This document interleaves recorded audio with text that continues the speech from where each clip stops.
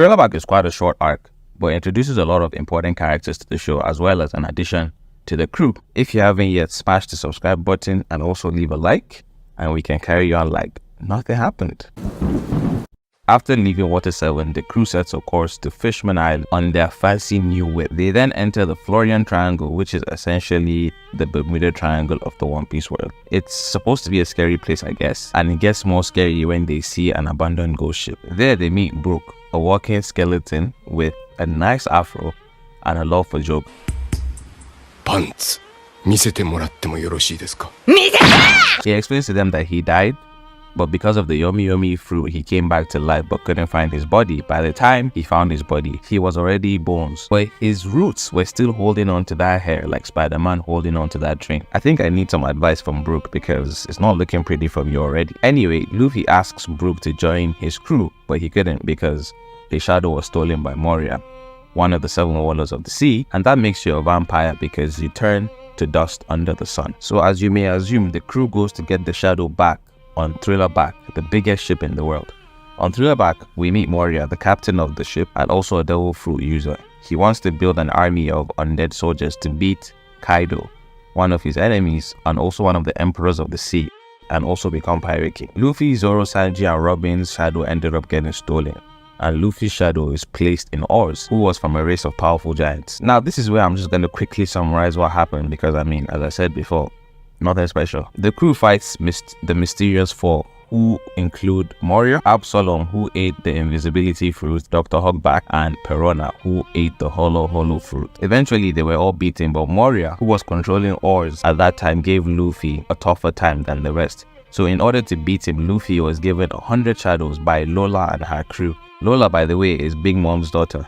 That may be important later on in the series, or maybe not so important. Anyway, he gets 100 shadows and becomes Nightmare Luffy and also Blue. Using that power, he beats Oars. Moria then uses 1000 shadows to become his ultimate self, but it was too much for him to handle and he ended up being beaten by Luffy and all the shadows return to their owners. On the other hand, Brook fights the corpse that has his shadow, who was the legendary sword god Ryuma from Wano, but was too much for him, so Zoro steps in and duels him, eventually winning him and also earning the respect of Ryuma as well as his sword, Shisui. After the fight with Moria, Kuma appears, another member of the 7 Warlords of the Sea, and quickly packs up the rest of the tired crew except Zoro, who he makes a deal with. The deal was to take all of Luffy's pain that he accumulated during the battle in exchange for the freedom of the crew.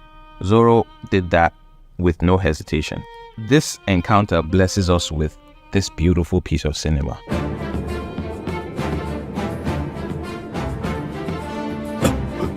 なんだこの血の量は！おい生きてんのか？あいつはどこだ？ここで何があった？何もなかっ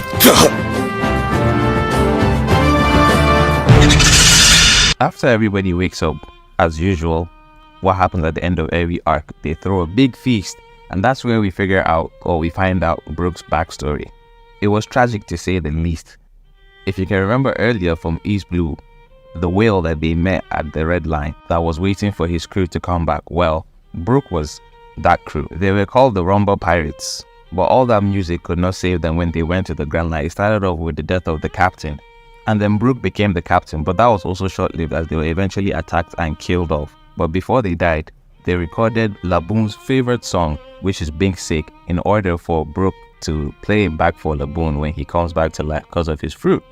But when he came back, he was lost, so he was wandering alone for a long time in solitude till the Straw Hats eventually found him and everything happened in Thriller Bark. And that brings us to the end of this arc recap. It ended with Brook joining the crew and carrying along with his adventure in order to meet Laboon.